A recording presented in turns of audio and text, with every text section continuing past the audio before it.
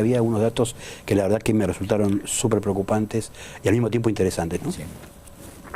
Y hablaba sobre el tema de la democracia, ¿no? Sí. Primero sobre un alejamiento, una desconexión que hay de la gente paulatina, ¿no? Sobre la democracia, y después la relación de los jóvenes con la democracia. Contame un poco cómo es este tema. Nosotros, por un lado, estamos haciendo una serie de investigaciones que las hacemos para un instituto brasileño sobre la democracia, sobre las conductas en relación con la democracia, sobre la apreciación de la democracia. Hay una pregunta que también se hace en el Latinobarómetro, que es la encuesta regional más sistemática y prestigiosa, que son frases donde uno le pide al entrevistado que dé su grado de acuerdo. Entonces hay una frase que dice: la democracia es preferible a cualquier otro sistema. Hay otra frase que dice: en algunos casos, un gobierno no democrático es mejor que un gobierno democrático. La tercera frase dice: a mí me da lo mismo que haya democracia que no haya democracia. Bueno, ¿qué sucede con esta pregunta? En general, la Argentina ha tenido un porcentaje, y tiene un porcentaje comparativamente alto, de gente que dice: el mejor sistema o el sistema preferible es la democracia. Ahora, lo que estamos observando que en los últimos 5 años desciende 11 puntos esa consideración de la democracia, queda en el 62%, pero aumenta la cantidad de gente que dice: a mí la democracia me da lo mismo. Hoy un 35% de la población dice: la democracia me da lo mismo, o dice: a veces es mejor un gobierno no democrático, un gobierno autoritario que un gobierno democrático. Ese es el dato. Hay que decir que seguimos, comparados con Brasil y con México, teniendo más preferencia por la democracia. Ahora, el drama que descubrimos es que cuando uno reelabora esos datos y ve cuál es el comportamiento de los menores de 30 años, de sectores socioeconómicos medios y medios bajos, ese 35% de gente que no aprecia la democracia se convierte en un 65%. No, claro, el 65% de los jóvenes, sectores populares, menores de 30 años, nos están diciendo: me da lo mismo la democracia que otro sistema, o a veces es mejor un sistema autoritario que un sistema democrático. Bueno, es un dato contundente y, como yo dije en una columna, es una estadística deplorable. Ahora, yo creo que en lugar de tener una actitud dogmática con esos jóvenes o normativa, tenemos que preguntarnos por qué ellos piensan esto del sistema democrático. Digo, no abordar el problema como un reto a esta gente, sino exactamente, entender por qué pasa. ¿No es cierto? Bueno, y ahí tenemos para comparar este fenómeno con el fenómeno mundial. Es complejo, ¿no es cierto? Es complejo, ¿por qué?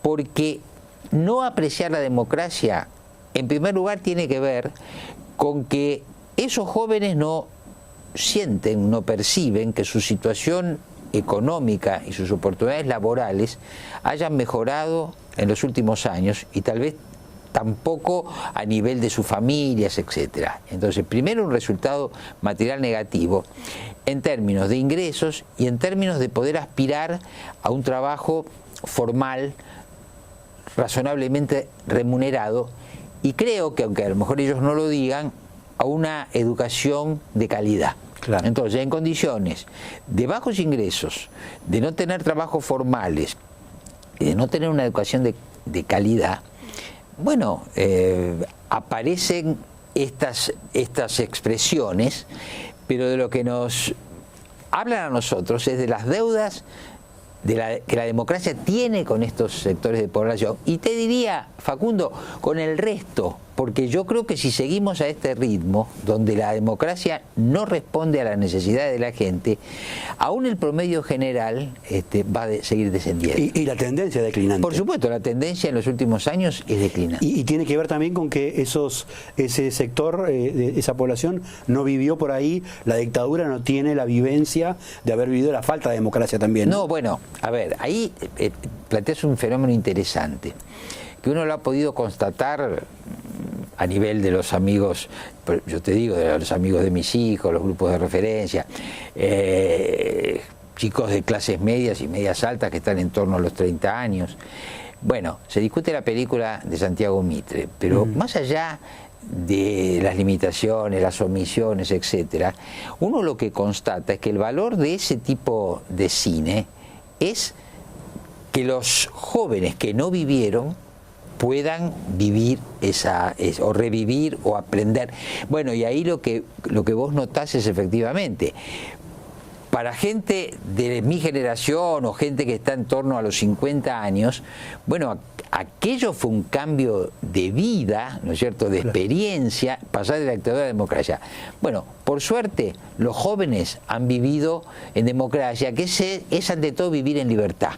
Pero es interesante esto, ¿no es cierto? Ahora, los chicos han vivido en libertad, pero tanto en los sectores populares como en las clases medias altas y los jóvenes más educados, la democracia, el país los está frustrando. Entonces, como yo digo, bueno, los de clase media alta se están yendo del país, los de clase media baja se están yendo de la democracia, y en cualquier caso es un déficit muy importante. Vamos a cumplir 40 años de democracia y nos tenemos que plantear estos temas. Es el gran déficit es ese también, ¿no es cierto? Que los jóvenes no tengan una conexión afectiva, si se quiere, ¿no? Bueno, ahí hay un problema que hablábamos previamente.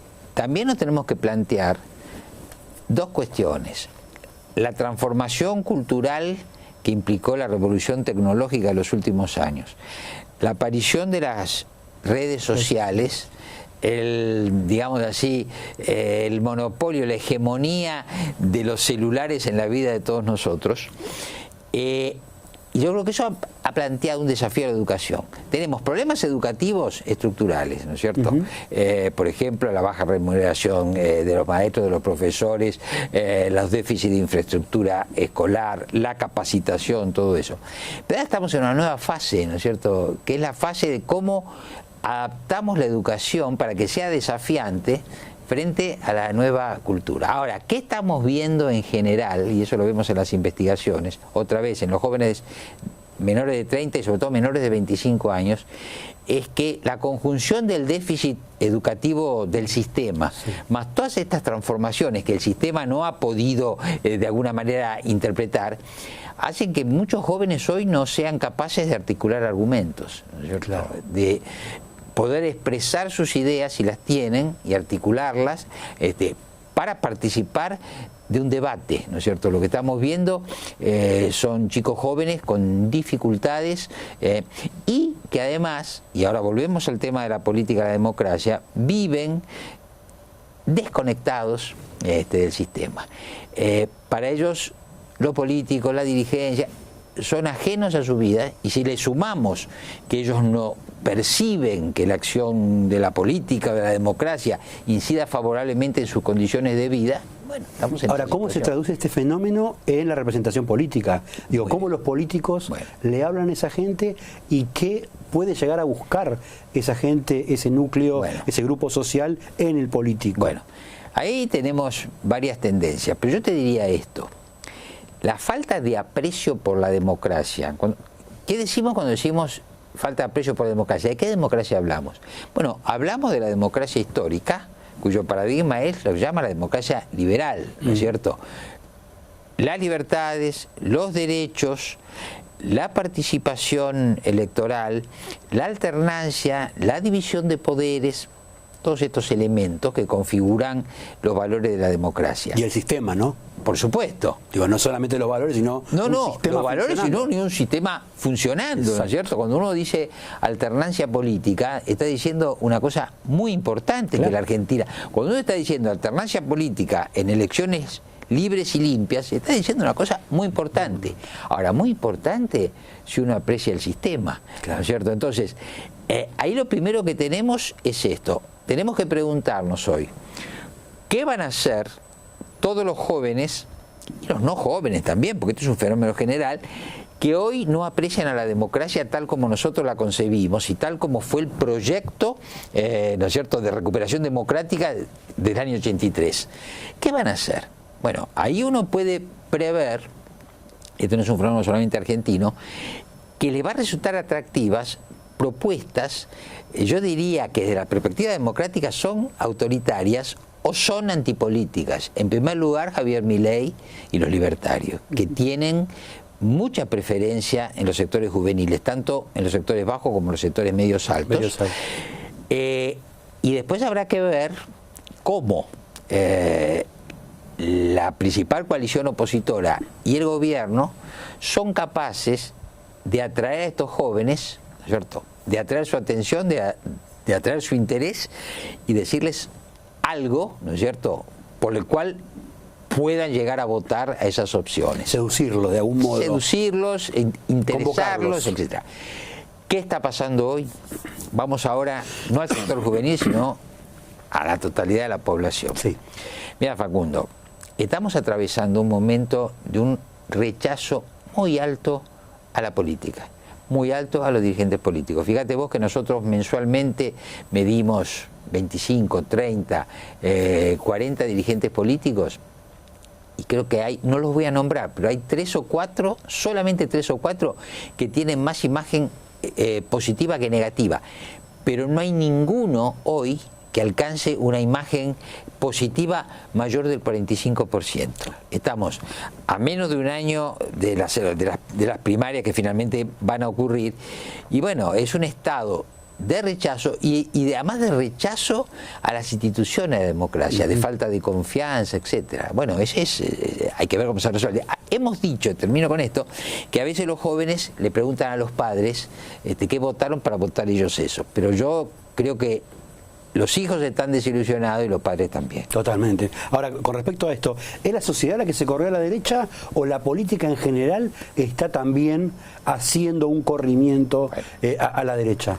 Bueno, la gente no se lo plantea en esos términos. Digo, porque tal vez es más visible, más evidente este corrimiento a la derecha y no tanto por ahí el de la izquierda. Perfecto. Aunque también puede ser un fenómeno. Bueno, haces unos comentarios que son muy interesantes en este punto. Vamos a suponer que la democracia de la que hablamos es un fenómeno que converge en un centro. Sí. Ese centro tiene a su vez dos interpretaciones: el centro hacia la izquierda y el centro hacia la derecha. Ahí estamos dentro del sistema. ¿Qué pasa cuando el centro a la derecha se va muy a la derecha y el centro a la izquierda muy a la izquierda? Pues yo creo que hoy tenemos que fraccionar así la política. Un centro imaginario, pero posible, un centro derecha, un centro izquierda, y después una derecha radicalizada y una izquierda radicalizada.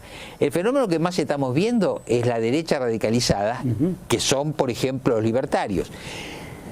Ahora, ¿qué sucede?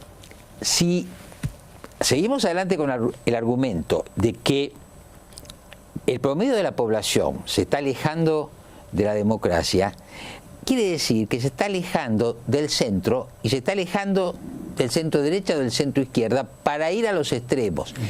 Y los extremos son los que niegan esa democracia. Ahora, ¿qué le pasa a muchos políticos? Bueno, a la política convencional, a las dos coaliciones. Y bueno, algunos dicen, si la gente se está yendo para la derecha, vayamos para allá. Entonces ahí uno se explica algunas declaraciones, ¿no es cierto?, o algunos gestos, algunos actos de, por ejemplo, políticos de la oposición que se sacan fotos con el hijo de Bolsonaro o concretamente apoyan a Bolsonaro, y uno se tiene que preguntar qué fenómeno extraño, ¿no es cierto? Porque Bolsonaro es una negación de la democracia tal como incluso esos políticos la han concebido en los últimos tiempos. Entonces hay una carrera un poquito desesperada, me parece a mí, para ver si se pueden capturar esos votos. Yo te lo preguntaba por más que por ahí un Pichetto o una Patricia Bullrich, una figura central como puede ser Mauricio Macri, que dice directamente los progres no me los banco, o Cristina Kirchner, que también está de a poco otra figura central de la otra coalición, corriéndose más hacia el extremo. Y bueno, porque ¿no? ¿Qué es lo que pasa? Si por ejemplo, ahora, primero, te pregunto, ¿coincidís con esta mirada? ¿Coincidís con un corrimiento? Totalmente. Además, no solamente eso, acá hay que pensar lo siguiente. Si como estimamos el fenómeno Milei ha permeado tanto en sectores bajos como en sectores medios altos, acá lo primero que ves vos al analizar los datos es que el kirchnerismo perdió a los jóvenes. Yo creo que eso es dramático, debe ser dramático para Cristina Kirchner, vos recordás o tenés presente que muchas veces los apoyos de Cristina se han llamado los pibes para la liberación. Bueno, los pibes para la liberación serán un grupo de militantes, pero hoy desde el punto de vista estadístico no existen, ¿entendés? Entonces, ahí se plantea un problema de fuga de votos y de necesidad de recuperarlos. Yo diría el voto probable que tenía el peronismo, el voto que tenía el peronismo. Bueno, pasa también en las clases medias altas, ¿no es cierto? Claro. A ver, ¿qué pasa con los jóvenes y con la gente de clase media alta? Y bueno, frustración también, porque ven que el país no es el país que ellos esperaban, porque se sienten amenazados por la economía, por la inseguridad, bueno, porque viajan al exterior y comparan. Y porque también por ahí tienen padres que plantean esa alternativa como una solución para su futuro, ¿no? Puede ser así. Ahora, yo creo que tenemos que hacer un análisis sin estigmatizar a nadie, porque también hay jóvenes que van a apostar a la democracia, que siguen interesados, que militan en política, etcétera. Pero también hay que pensar en la esfera mediática. ¿Por qué? Y bueno, porque la esfera mediática, ¿cómo te lo diré? El antagonismo, la grieta, es un formato muy atractivo para los medios, porque no es solamente referente a la política, es un formato universal. Si vemos una serie, si vemos cine, si vemos relatos, dos figuras que se enfrenten, y sobre todo si uno representa el bien y el otro el mal, y si vos podés elegir cuál de ellos, bueno, eso es taquillero, atractivo. Y bueno, figuras como Macri y Cristina, que además son políticos habilidosos, representan esto. Entonces, yo creo que pierden liderazgo político, pero en la medida que pierden ese liderazgo político, ganan liderazgo mediático, ¿entendés? Pero claro, es complejo el tema, porque a su vez son líderes políticos que están en una decadencia, y vos lo ves eso en la baja apreciación que tienen a nivel de la opinión pública, pero a su vez son los que con sus silencios... ¿Cómo puede ser que tengan baja y declinante apreciación pública y sean prácticamente los que definen la política en cada uno de los espacios, y al mismo tiempo los que tienen más chances, entre comillas, de aglutinar y de ser una alternativa potente para el 2023? Ahí te voy a hacer un matiz. A ver, yo he dicho en algún momento que ellos tienen capacidad táctica, pero tienen impotencia estratégica, y me trato de explicar. A ver. Vayamos a la Cristina de 2011 y al Macri de 2015. En 2011 Cristina obtuvo el 54% de los votos, era un liderazgo indiscutido, le ganó a la oposición por una cantidad de puntos impresionantes. Veamos Mauricio Macri en 2015, ¿no es cierto? Hubo internas en la oposición, era el presidente, el candidato a presidente indiscutido, inició su gobierno, tenía apreciación pública, etc. En esos momentos, ellos tenían la capacidad de organizar, y la capacidad de decidir, y la capacidad de lograr adhesión.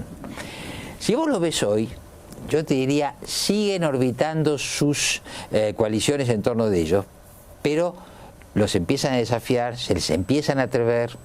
Veamos Juntos por el Cambio, ¿no es cierto? Veamos la efervescencia en el radicalismo, veamos la sorda o no tan sorda disputa Macri-Rodríguez Larreta, veamos Rodríguez Larreta diciendo yo compito igual, aún las tensiones de Patricia Bullrich y Macri, aunque se muevan dentro de la misma, digamos, minué.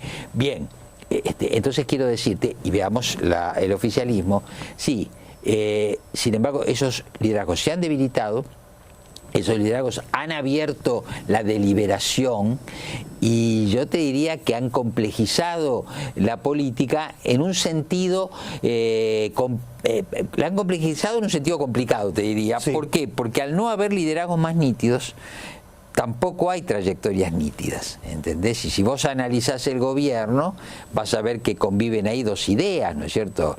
Este ajuste inevitable que de alguna manera está llevando adelante Massa, con la aspiración de Cristina y de la Cámpora de hacer una política redistributiva, y a su vez lo ves en Juntos por el Cambio, donde un sector se va muy a la derecha y habla de un shock tremendo y casi sin piedad, y otro sector que es más moderado y dialoguista. Bueno, todas estas interpretaciones para mí provienen de esa falta de liderazgo. Retomo esta idea que planteabas recién del tema de la grieta, y vos hablabas que esa grieta se estaba profundizando y casi que se convierte en un abismo. Contame un poco esta idea. Y bueno, a ver, volvamos a la imagen de un centro y un centro derecha y un centro izquierda.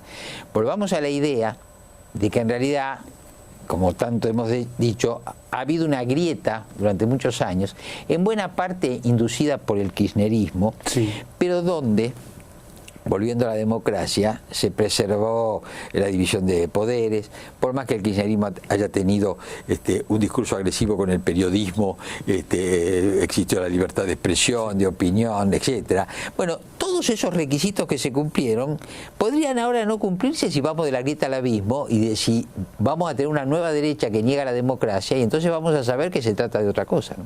Ese es el abismo, que yo lo juntaría con el abismo hacia donde vamos en términos socioeconómicos y educativos si la crisis estructural de la Argentina nos empieza a revertir. Claro, pero ahora vos estás interpretando que la grieta puede ser entre los Milei del extremo y Juntos por el Cambio y bueno, kirchnerismo. Si vos, a ver, es difícil. Porque es una escena dramática esa, ¿no? Es difícil pensarlo. Sí. Pero yo he dicho, y me han cuestionado mucho, que por ejemplo Cristina Kirchner es una política que pertenece al sistema, a una interpretación, pero dentro del sistema, ¿no es cierto? A ver, no le habrá gustado darle el bastón de mando a Macri, pero eso es secundario. Lo que hizo fue perder las elecciones y se fue a su casa. Entonces quiero decirte,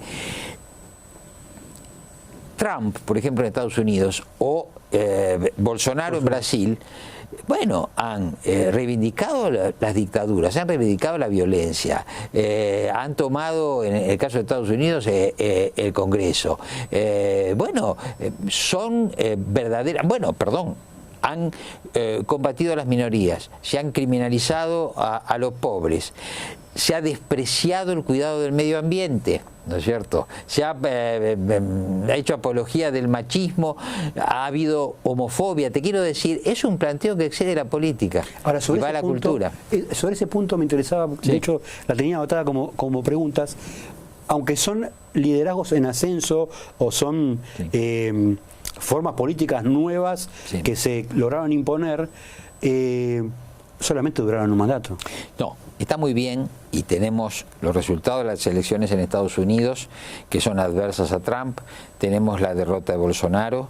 Sí, yo creo que esos son hechos que tenemos que de alguna manera plantear, pero tenemos un liderazgo fascistoide en Italia, tenemos Orbán en Hungría, tenemos la derecha creciendo en Suecia.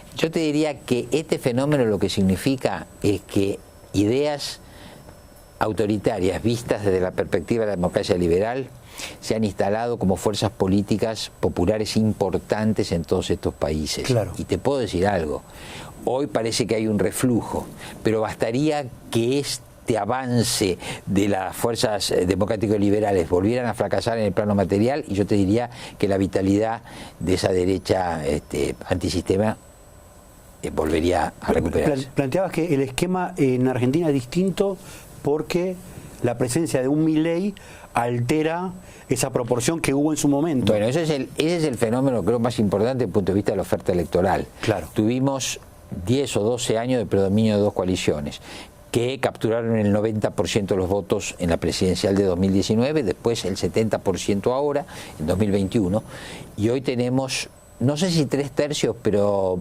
Milei tiene fácilmente una base electoral entre 20 y 25 puntos, lo cual lo pone o en pie de igualdad con las dos coaliciones o como una tercera fuerza que puede tener un papel decisivo para determinar quién va a ser el próximo presidente o presidenta. Ahora, pensando en ese esquema, lo que viene para el 11 de diciembre del 23, pienso en el Congreso, pienso en los consejos deliberantes, pienso en todo, digamos, la estructura del poder legislativo y el poder político real.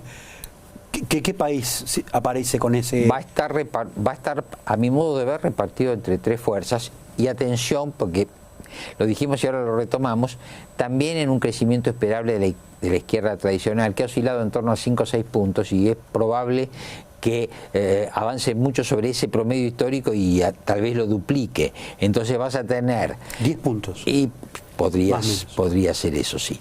Entonces vas a tener más representación de estas dos fuerzas y eventualmente menos representación de las dos grandes coaliciones, lo cual va a generar el requerimiento de mucha ingeniería legislativa para sacar adelante la ley. Ahora, esto sirve, ¿sabes para qué? Para darnos cuenta que en 2024 la salida de la crisis económica va a ser o debería ser más un producto de la negociación que un producto de la imposición de un sector sobre otro. ¿Entendés? Porque puestas las cosas así, vas a tener, en términos de análisis político, sí, un centro izquierda más una izquierda y un centro derecha más una derecha, que yo me atrevo a decirte van a ser el 50 de un lado, el 50 del otro, y si ese es el resultado, no sé si electoral, pero en términos programáticos, va a haber que negociar.